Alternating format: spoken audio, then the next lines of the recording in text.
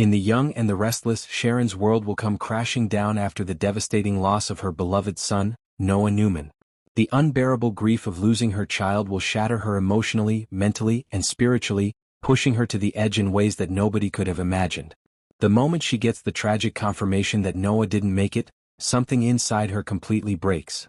Sharon, who has always been known for her calm strength and nurturing heart, begins to spiral into a dark place filled with confusion, guilt, and anger. As she tries to make sense of the loss, her mind starts clinging to one explanation: someone must be responsible.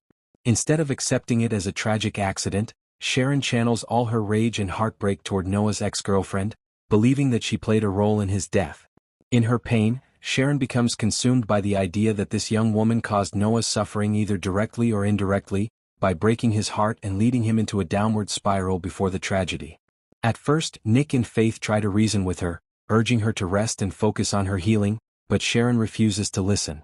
Her grief has become an obsession. She starts digging into Noah's past messages, his last calls, and even his social media, trying to find something, anything, that proves his ex is to blame. Sharon convinces herself that Noah was emotionally fragile because of that relationship and that if his ex had stayed by his side, he might still be alive. Soon, her accusations grow louder and more public. Sharon confronts Noah's ex-girlfriend in the most heartbreaking way, showing the full weight of a mother's pain and fury. The confrontation is raw, filled with tears and rage, as Sharon demands answers that the girl can't possibly give. The young woman, devastated herself, insists she had nothing to do with Noah's death, but Sharon is too blinded by grief to hear the truth. Nick grows more worried by the day, seeing Sharon losing touch with reality. He fears that this grief-fueled obsession could destroy her completely. He turns to Mariah and Faith, hoping they can bring Sharon back before she crosses a line she can't return from. Meanwhile, Sharon starts having vivid dreams of Noah, hearing his voice in the house and feeling his presence. What began as sorrow is slowly transforming into delusion, leaving her family terrified for her sanity.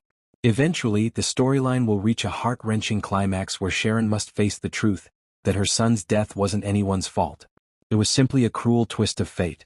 But the journey to that acceptance will be long, painful, and full of emotional breakdowns.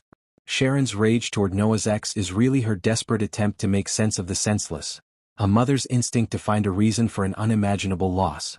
This arc will be one of YNR's most emotionally charged stories in years, focusing on Sharon's descent into grief-driven madness and her eventual struggle to heal.